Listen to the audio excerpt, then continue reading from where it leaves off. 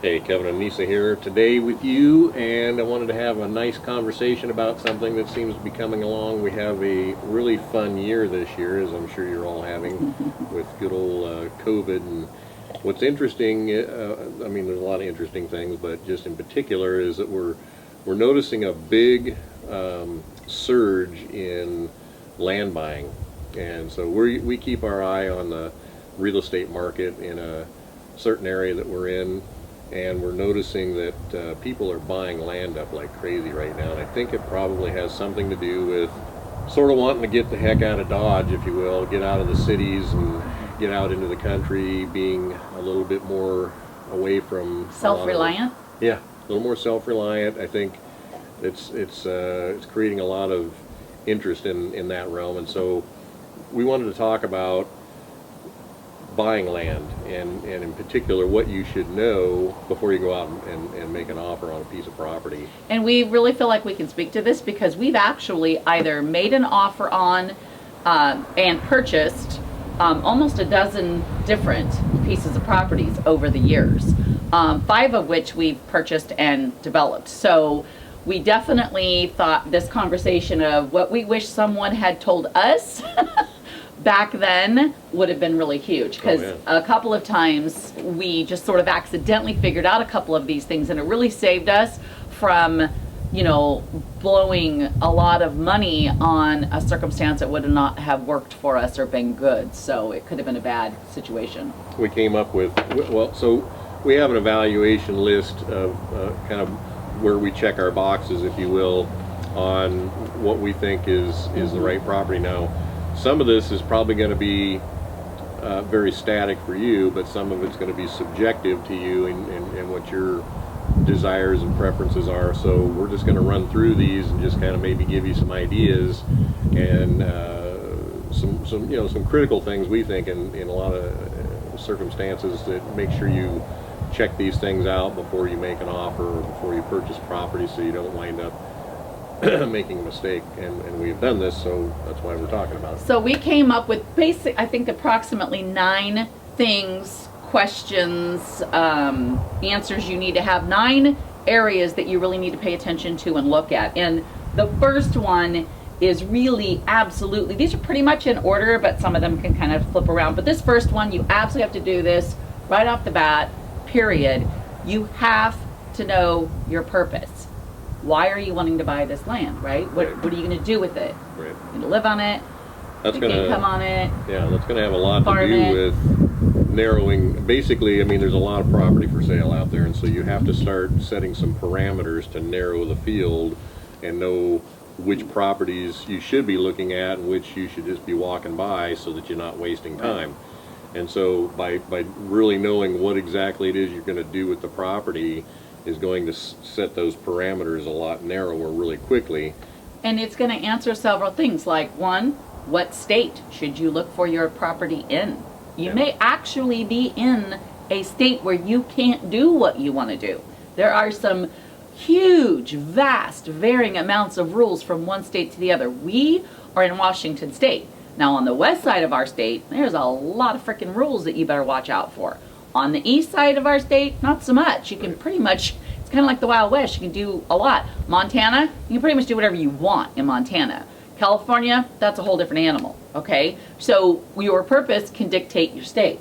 Your purpose can dictate the size, because when we're talking about land, we're not talking about going out and buying 100 acres. I mean, you might, but it could be a 200 by 300 foot lot. Like, land is land. It could be, you know, the size doesn't matter. It could be an acre, it could be 50 acres. So your purpose is going to determine what size of property, what kind of property, and where you're going to look for the property. Right. Okay? And I think even more pinpointed is, not only is the state important, but the county is important, or the municipality you're going to be subjected to, and as far as codes and rules and regulations go. Typically, the further out you are away from a large population center, the less restrictive the rules are going to be on property. And then that also holds true with the size of the parcel that you're looking at. The smaller the piece, typically the more the rules, because that small piece is adjoined by lots of other small pieces, and as soon as you start crowding together, we have to have more regulation dictating what you can and can't do, because you're going to impact your neighbor. Right, which leads us into our second thing, which is where do you want your property to be and or location. So what we've just been talking about, right? The rules are the biggest thing, and climate. Like if you're gonna you know, raise a crop, let's say, or do some kind of income producing business on your property or land, then where you are, you may not want to be in 4 seasons. You know what? You just may be like us, and we just don't want to be in snow. Don't care about anything. So where and location is very, very huge as well. Yeah, big thing. Okay, so we kind of covered that good. Now the third thing is really, really big. And of course, getting your purpose down and your location and where you want this property to fit that purpose is really going to dictate and be huge in this next thing. And the third thing that you have to look at right away is your budget and financing. Yeah, and so, I mean, that's going to give you, again, what's interesting about the budget is we'll talk about a few different things here. One, the larger the piece of property, the less per acre it will cost you. Generally. Yeah. Unless caveats to that are going to be location, such as if you're against a body of water, or you have an ocean view or something like that. Those are going to cause the prices to be higher. Any type of area where you're going to be near an attraction or a highly sought after area, again, that drives price. But if you just get out in the rural areas and away from things, typically those prices are going to drop, as will the rules and the regulations to go with it. So you could, like, when Kevin's talking about getting away from those areas, we're talking like 15 minutes, maybe 20 minutes further out from an area like that. And instead of paying, you know, $8,000 an acre, you might be now down to $2,000 an acre. Like, it's a big difference. So, like, you know, Kevin said, being on the water versus seeing water from your property, again, huge price difference. So you can get more bang for your buck, still be right in this great area maybe that you want or like, location, and yet pay a fraction. We did that here on the beach. You know, we wound up paying more for our piece. We could have got a piece this size, half the price, had we went on the other side, what they call the non-beach side of our highway. But we wanted to be able to walk to the beach right out our driveway. We wanted to be on what we call the beach side. So we paid more money, but we were fine with that. But yeah, you have to think of those things. And then of course there's your financing, and there's what, 3 different ways. Yeah, so 3 ways to finance are going to be obviously the best case scenario, I think, in my opinion, is to be able to plunk down the cash and buy it outright, which would be, you know, the best preferred, I guess, in my opinion. The second one would be finding a piece of property that maybe the seller will finance with you, and so you put a down payment on it just like you would with a bank loan, and they set up an escrow fund, and then you make payments based on a contract. And that's called an owner carry, which we would tell you to only negotiate with an attorney involved. Right, and so that's an option for a lot of pieces of property out there. And then the third would be conventional financing or bank financing, and that's going to typically, on a piece of property, they're going to want a house involved. So if you're buying raw land, they're not going to want to finance you typically unless you're wrapping a house loan into that property purchase at the same time, so that there's a house being built on the property.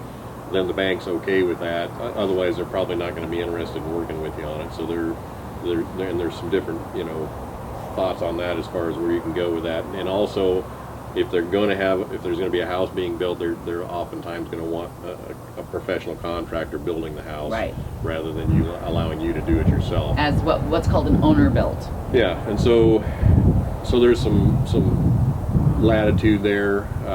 We've done 2 out of the 3, I guess. Yeah. We've bought outright, and we've also bought on land contract. I've never bought with a mortgage involved in it or a house involved in it, because we've always done our own building. So, and really primarily a lot of what we're talking about here, guys, really is, I mean, it matters and counts, even if you're buying a piece of land that has a house on it. But primarily what we're really talking about is buying land, raw land, and then doing the development yourself.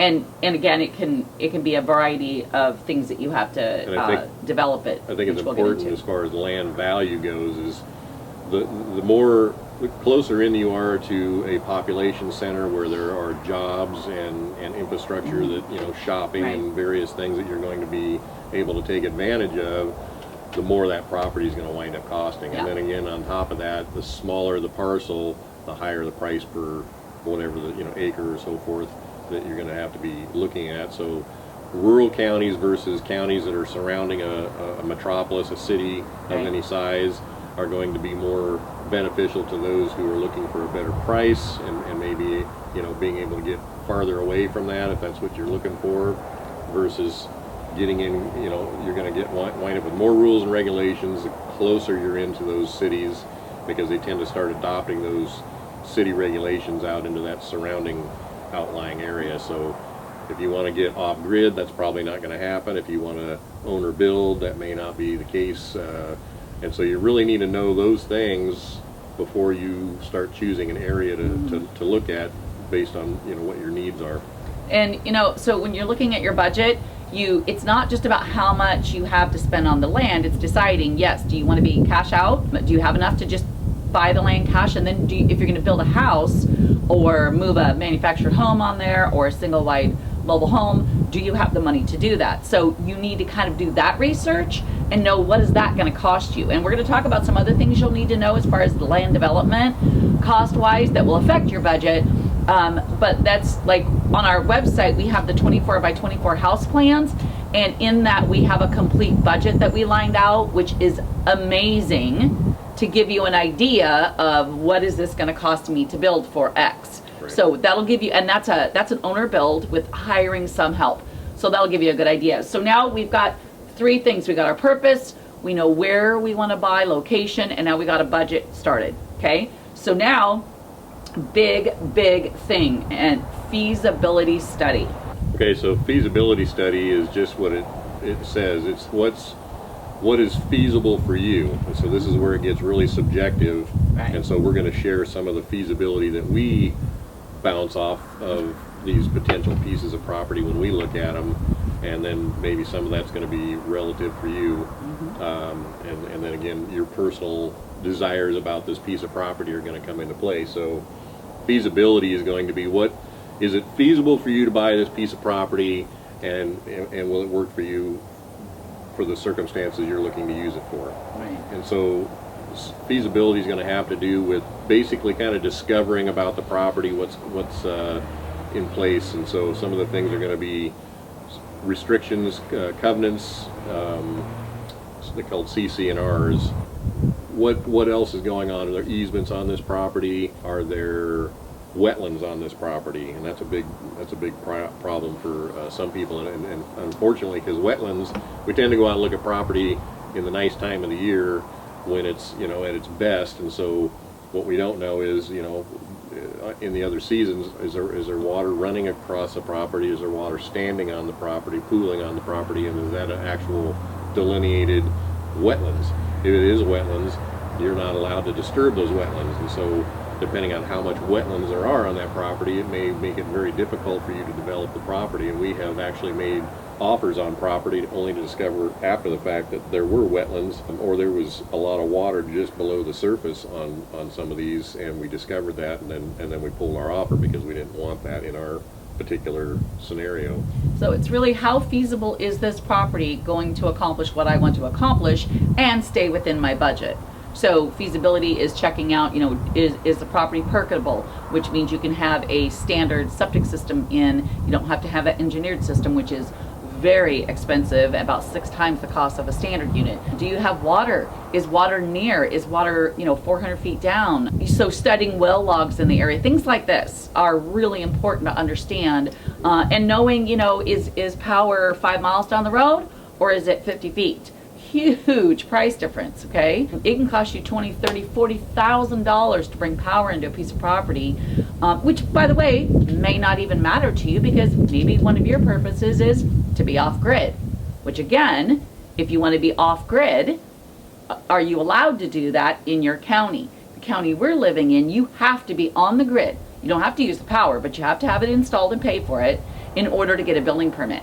Some counties, like on the east side of our state, you can go build off grid and build a house, get a building permit, and not have to be on grid. In fact, there's areas over there you can build without a building permit if you don't have a bank loan. So, you know, that's just stuff to think about, okay? The next, we're gonna talk about zoning. So there's different zone classifications: residential, agricultural, timberland, commercial, residential, commercial, and they're usually called R or S, and then a number after them. Like R5, R6, and R7 are huge designations on the east side of our state for zoning, meaning residential, commercial, and agricultural. The designation of your land will determine what you may or may not be able to do on it. For instance, if it's zoned residential, you technically can't have a business on it. Doesn't mean you can't get away with that necessarily. That's another topic.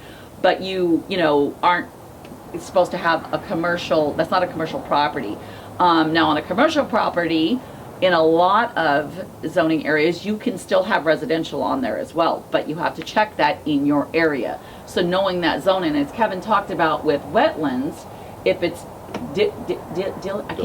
delineated, that means even though you own the property, like, you cannot touch this huge area around this designated wetland area that's mapped out with the county on your property, or you can not only get in trouble, like you can be fined. It's a big, big deal with environmental stuff. So it's super important to know that. Now, the next thing, Kevin, you really want you to get into this. This is the cost of developing your property.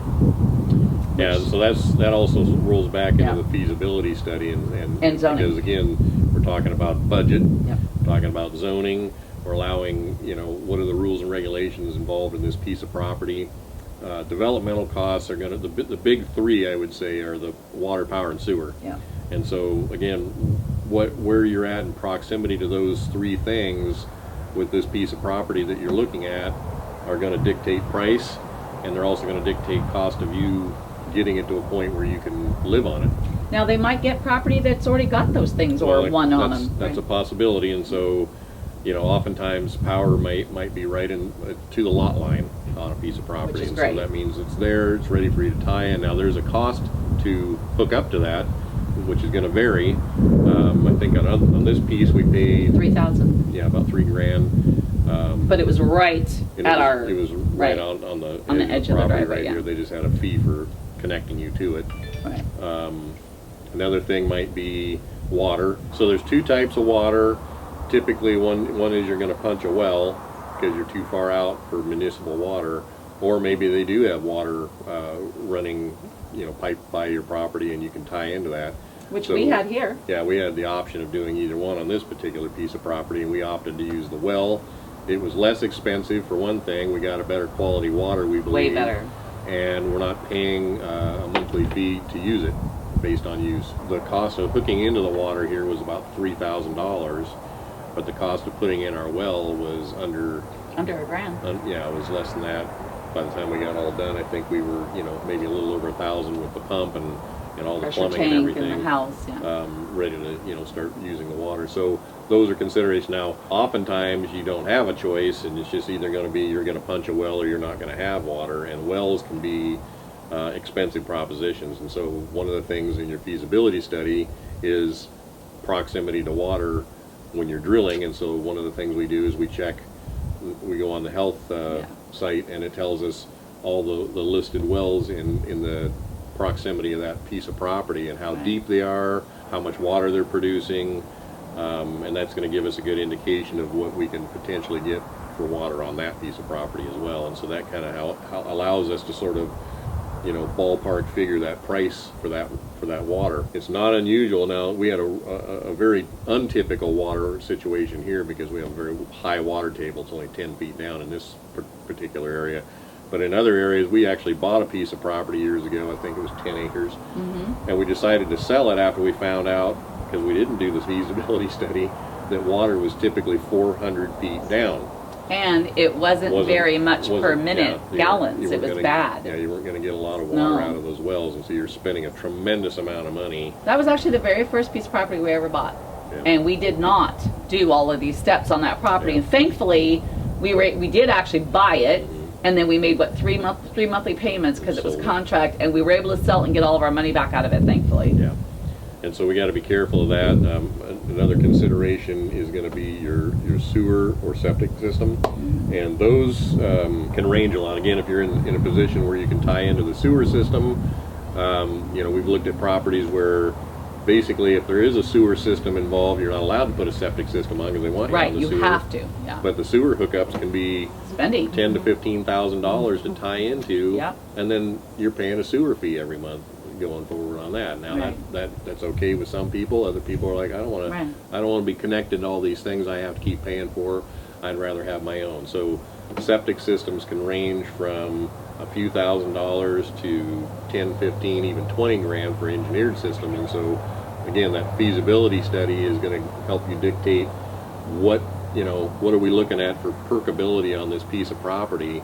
Now, we've always put in gravity fed systems, and so those are the cheapest, the simplest to put together, and there's virtually no maintenance because there's no moving parts. There's no plumbing. It's just stuff goes downhill. And that's actually a deal breaker for Kevin and I. If a property will not perk for a standard gravity flow system, we will not buy it. We don't want engineered because engineered has a lot more electronics.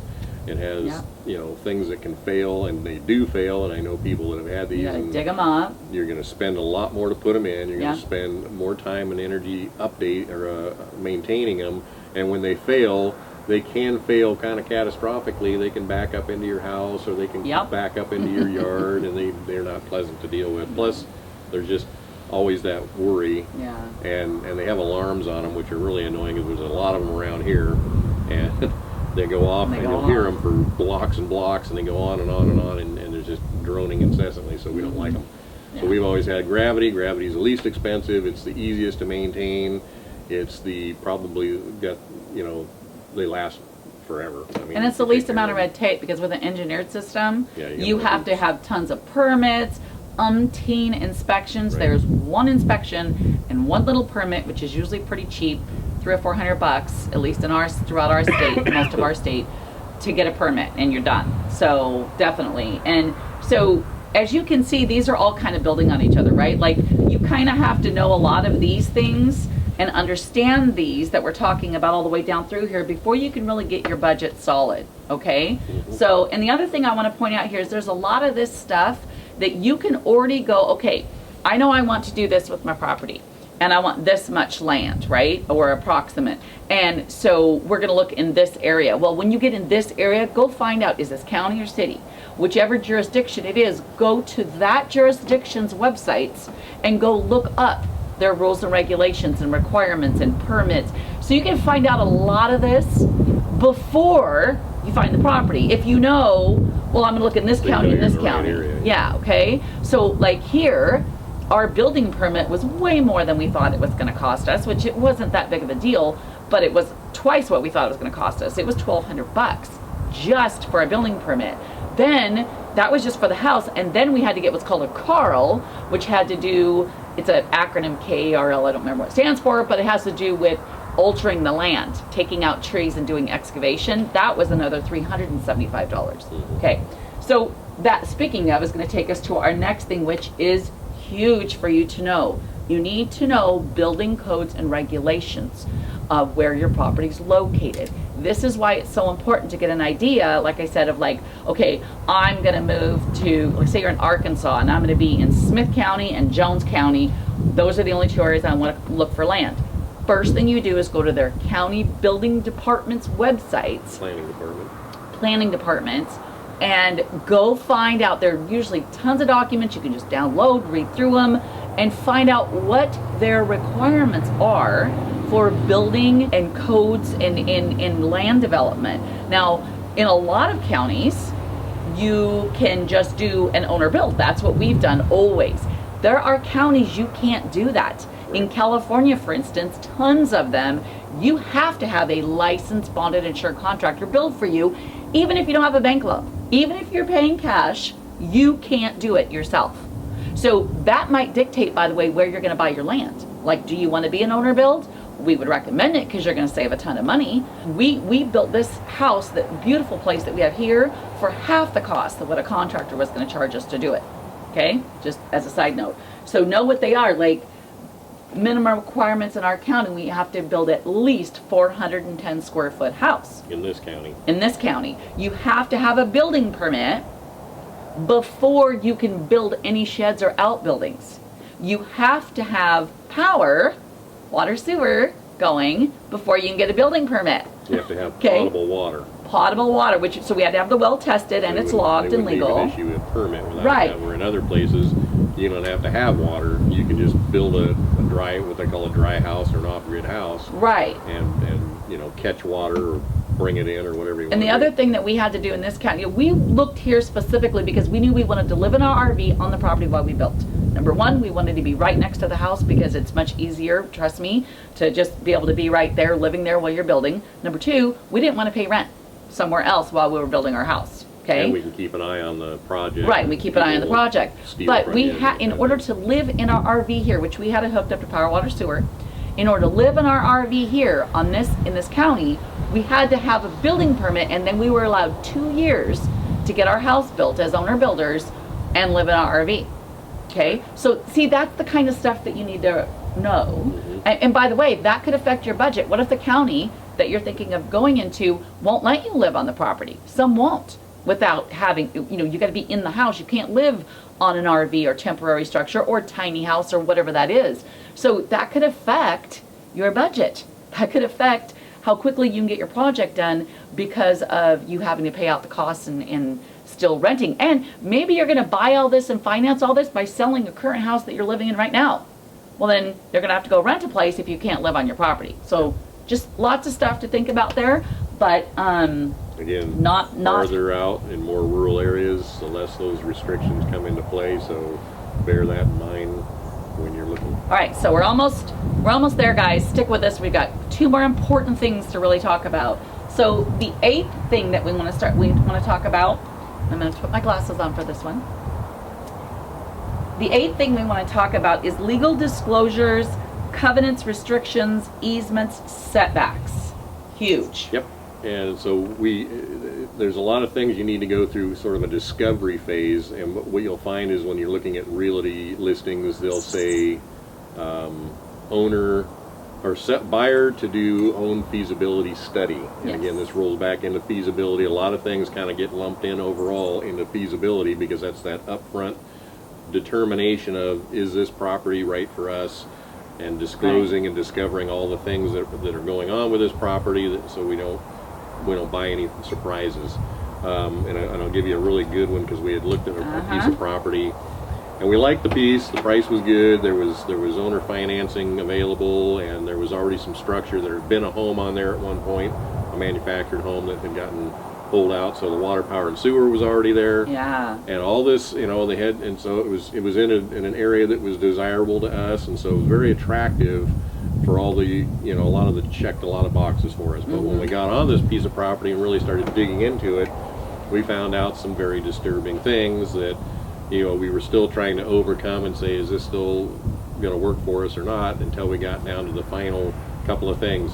And if I remember right, there was at least 4 or 5 easements on this property. Yes, and it was a small property. It was under 10 acres. Yeah, and so what happened was, And they were big easements. there was a railroad easement on the back side of the property. There was a road easement alongside, kind of wrapped around 2 sides of the property.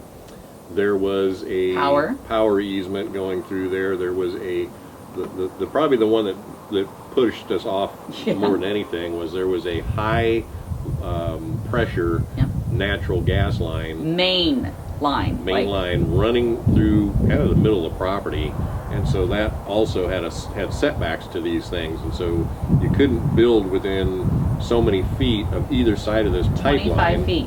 which really was a big swath of ground 50 feet. that you could own, basically walk on it. And you couldn't go over it or under it, and it split the property in half. And not to mention which this is a dangerous pipeline. It has the potential for explosions and catastrophic explosions. Right.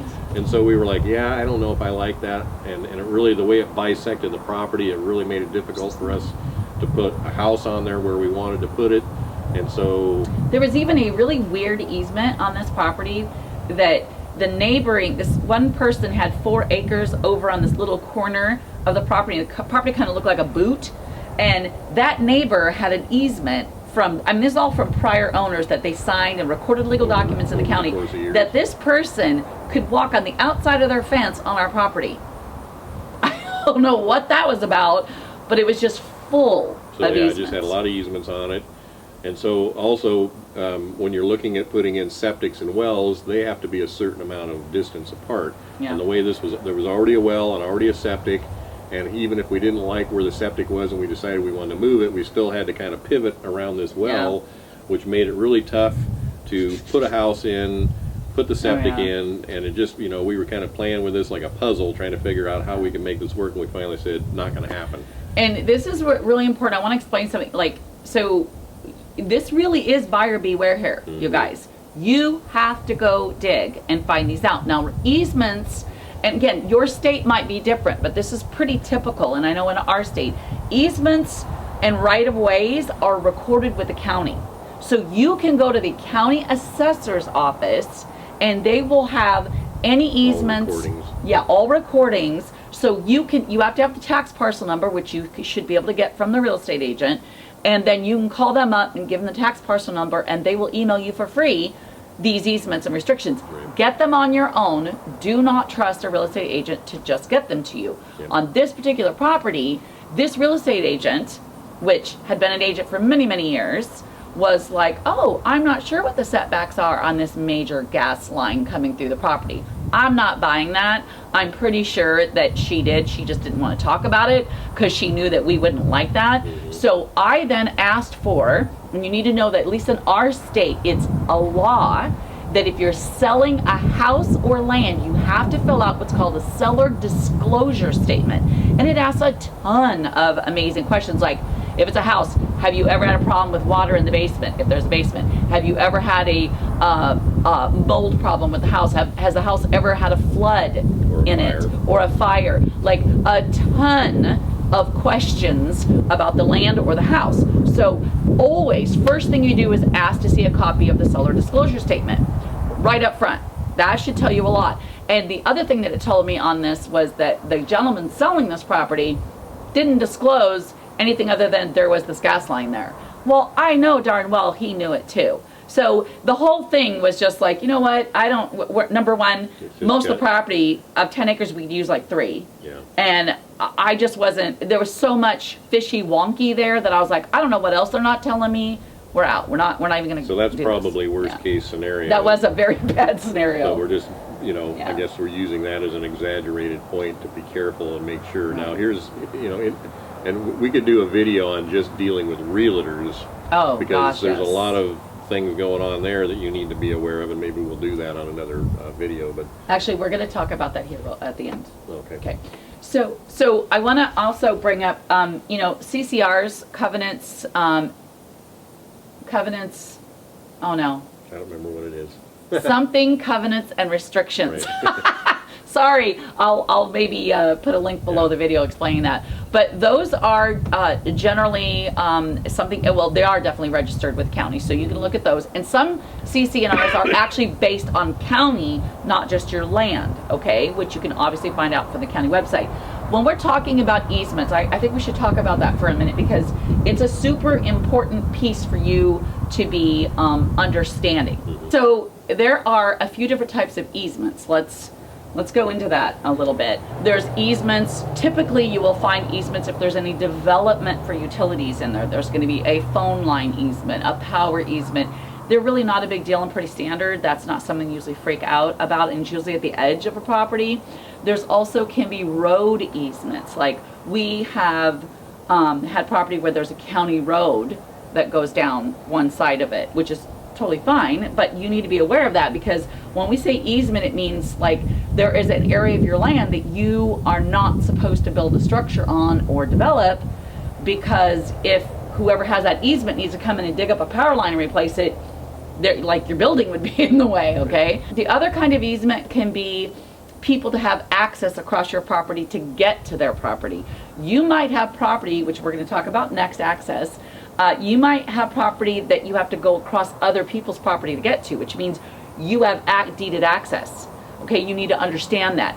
If there's a road and an easement of road, is there what's called a road maintenance agreement? This is a huge thing you need to be aware of. A road maintenance agreement is usually happens when somebody like has a big piece of property, like very common on the other side of our state. Somebody will have 100 acres, 300 acres.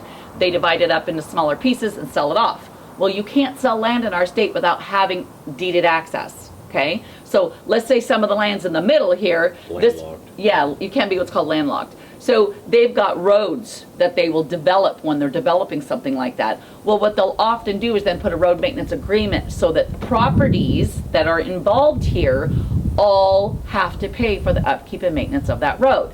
Now, if those are really lined out and plain, great. Like there's one person that handles it or there's a committee that handles it, just know that you could have to financially pay for that, like legitimately. If you don't, they can actually put a lien on your property to pay for it, okay?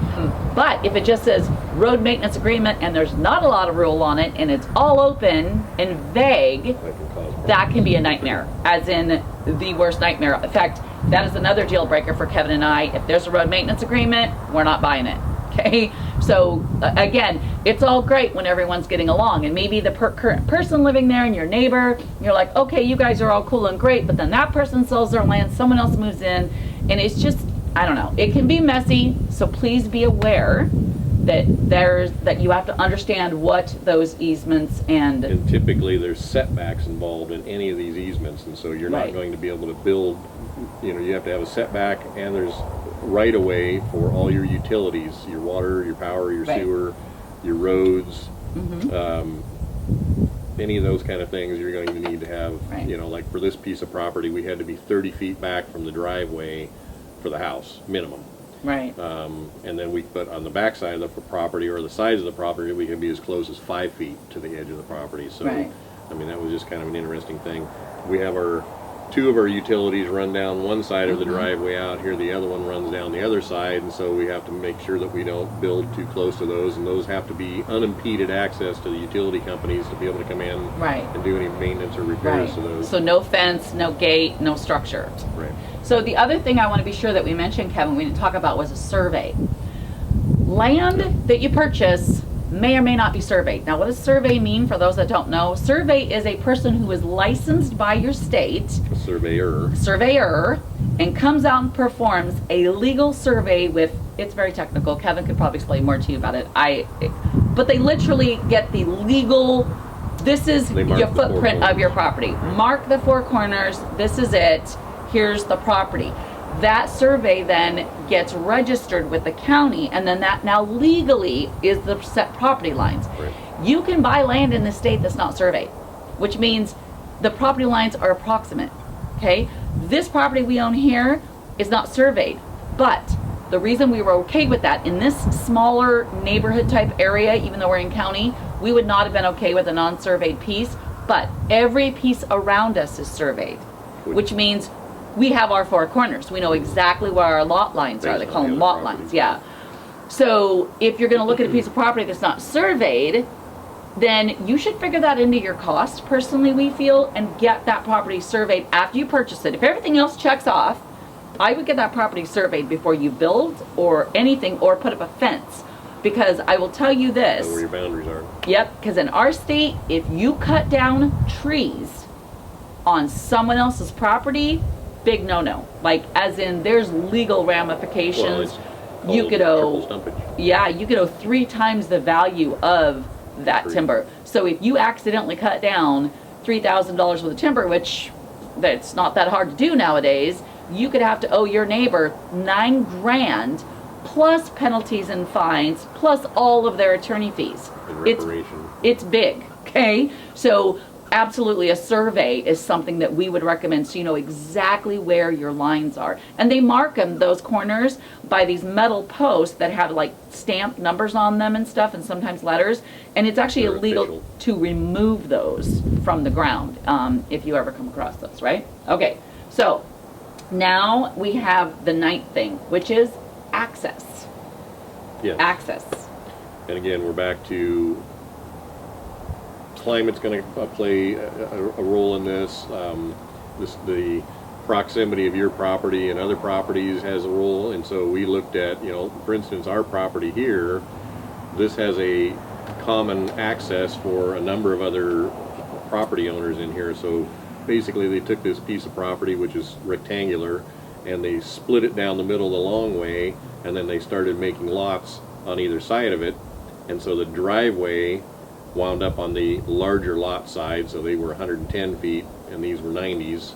And so that there was 10 feet of driveway in the middle of there. That's open easement. It's called unimpeded, which means somebody can't block your access to get through to your property. There's been a little bit of stink about that here and there with some of Not the too bad, but property, but that's the reason we have to have rules when you start getting closer together.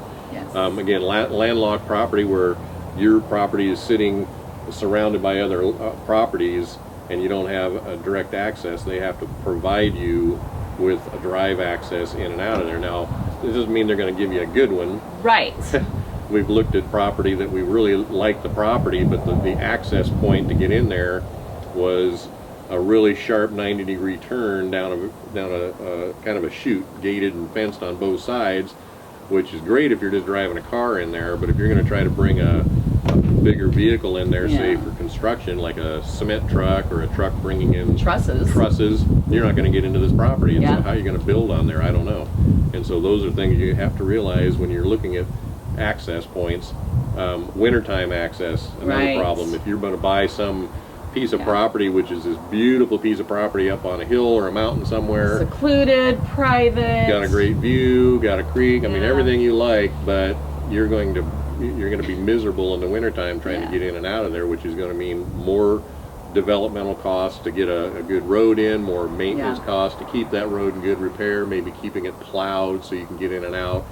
There could be a lot of problems with that. And to think about the access too, this is a big part of your budget you got to think about. So if, like this property here, we had zero access that we had to pay for. Like the road's nice, the lane that we all own, right? We had a little parking area that we did, but it was all established. Now, had we bought, you know, if you buy a piece of property and you got to put, I don't know, 1,000 foot, 500 feet of driveway, like you have to plow it, you have to grade it out and get your rock base going and like develop it, you're going to spend some money. Like you could easily be 5-10 grand in a driveway. So you have to think about access on this property, because again, we have seen people move, at least here to our state, where it's beautiful on the east side where they get snow, and they move up here from another state and they just beautiful log home that's on top of this mountain area, and they just, you know, they've got a 4-mile driveway. That's their driveway, you guys, and it's already in, right? Like, because they bought it all done. I mean, somebody had to pay for that to begin with, but they're driving 4 miles down this driveway in the middle of winter, so they have to plow that and figure that out. Means you may have to have a tractor or some other large excavating equipment to maintain that, or you're going to pay somebody else to do it, and that's very spendy and inconvenient. If it snows, they're busy and you got to wait. So, all right. So the last thing that we're going to talk about that is really, in our opinion, one of the most, I don't want to say difficult, but the most challenging thing that we dealt with in looking for property is you need to decide whether or not you're going to go through a real estate agent or do it on your own. Now, when you buy a property, unless you're buying it for sale by owner, which actually this property was for sale by owner. We never went through an agent at all on this. We just saw the sign, called them, and bought it. But even if you're going to go on your own and like go say Zillow, which we highly recommend, Zillow's wonderful, and we go and find the property, we're still going to deal with an agent, because usually the people listing them on Zillow, there's a real estate agent that's called the listing agent. So it's the person who's listing that property, representing the seller. Right. So you got to be really. And so here's a little bit of that, just to give you some background, because we have both bought and sold property using real estate agents, and I've not been real thrilled with real estate agents in general. And problem is this: a lot of real estate agents are part-time agents. They have a full-time job, and this is sort of their side gig, and so they're not as up on what's going on in the area that they're working in, they don't have as much of a commitment to time and being involved in it. So what I look for is a full-time realtor. That's their profession. That's what they do, because they're way more involved in it. They know what's going on in the area, and so they tend to have a lot more grip on or grasp on the market, which is important. Now that's if you're going to use the agent as your agent. So then this agent would be your buyer agent that you're going to go to and say, hey, I want A, B, C, D in property. This is what I'm looking for. Now they're your agent that will go find for you. Right. And so so you could work with the selling agent, and then there's a different set of rules and relationship, because they're basically representing both sides, which can get a little tricky, and you have to always wonder who they're leaning toward as far as representing stronger. Typically that'd be the person they listed with. Yes. And so oftentimes you want to go out and find your own agent to represent you in that agreement. So now we've got two agents involved, one for the seller, one for the buyer, and this person is working for you and looking out for your best interest, and this one's doing that for the selling party.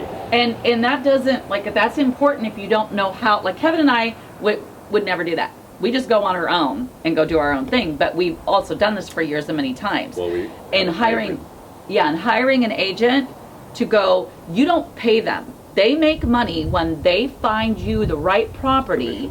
They get a commission, which the seller actually winds up paying them, right? Correct. And so it comes out of the purchase. Right. The interesting thing also with agents is they tend to want to show you the listings that they're representing, because that's where they're going to make the largest commission. So irregardless of what your specifications for a piece of property is, they're going to try to show you their stuff, because that's where they make more money. And so what I find is that I don't like necessarily having one agent representing or looking for me, because I know they're only going to want to show me their stuff. Right. So I need to go look myself. I need to go talk to multiple agents, because I know they have multiple property listings out there. That's going to give me a more awareness, and they, of course, they know more about their listings than they would about somebody else's listing, so you find out information faster. And I also like to look on my own, because I might be able to find something like we did here, basically for sale by owner, and so we didn't have no real estate agent. No real estate agent, which great. there's a considerable cost in dealing with realtors. They have, to the seller. Yeah, well, but it causes the property to go up in price, because they're compensating for having to pay them their fees for listing it and putting it out there for them. And so when you can buy directly through a seller with no agents in the middle, then you tend to be able to get a better price, because they're not compensating for that listing cost. And so I think we kind of do a hybrid of that. Like I said, we look on our own. We get a feel for the market on our own, so we're watching the pricing, and then we have multiple agents that we're having kind of field those, because they will be a more broad spectrum look. And especially, something that we really highly recommend. We have used the same attorney's office as our closing agent for years. He has closed several properties for us. He's a real estate attorney, one that we trust and we know. And when we make an offer on a piece of property, we put the stipulation in there, which you can, which we should probably do a whole video just on making an offer on property, by the way. Once you do all these things and do all your study and know this is the one I want to make an offer, we should do actually just a completely separate video on that. But you can put stipulations in there. We always stipulate that we use ABC attorney as the closing attorney, so that we know we're protected. And they're really great, because they don't just protect us, they look at both sides. That's where you have the title search done, everything's clear, and you don't wind up getting taken. Full disclosure. So I think that was a mouthful, to say the least. There's a lot of moving parts there. I hopefully didn't overwhelm you on this. And this is not legal advice. We're not legal. No. We're not real estate agents. We're not attorneys. Right. But we are giving you this information based on our experiences, so that you can get kind of an eyes open view of some of the things that you need to be careful about, and pointing you in the direction of things to look at and discover, and basically give you a checklist of things that you should be thinking about when you're looking at property. The great thing about the property is, like I said, right now the market's pretty hot in the areas that we're observing. But the prices are still good. Prices are good, but they are starting to, because when property starts selling Right. quickly prices start going up because people are speculating. Hey, we can sell this for more than what's going Right. on because we're seeing more interest.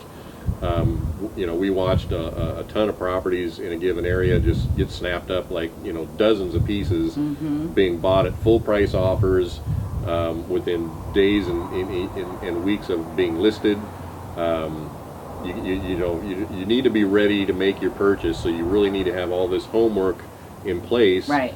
especially in a market like this, so that when you do go out, you can make an offer, because there are other people that will make offers, and then Right. even possibly causing a bidding war on property, which you don't want to get into. That's like auction, Right. and inflating the property prices up. But if you can get in and find a piece of property and make your offer quickly on it, once you know that it meets your criteria, then you can tie that piece of property up and then finish doing some of this feasibility with the contingencies of the purchase being, hey, Right. I need to know if this will perk.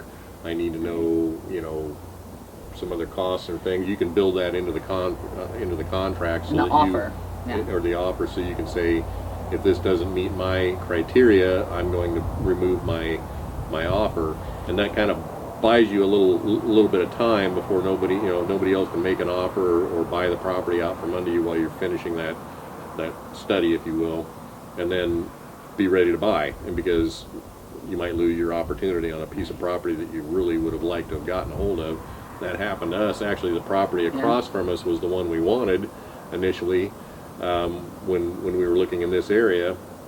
And by the time we sold our home and were ready to purchase this, it had sold a couple months prior to that, and so we were kind of pouting about that, and that's when we were down here looking at it, and we discovered that this one was for sale because the sign was laying in the grass out there, and so we wound up buying this piece, which we're actually was actually happy better, yeah. that we got this one over that one, because So that's a really Worked out better huge for us. conversation you guys to have next would be, how do you make an offer on property and what to be sure to put in your offer to protect you? Whether you have a real estate agent or not, like, you need to know these things, because a good real estate agent will advise you on this stuff. Yeah. But Kevin and I know that's not that always has the not case. happened.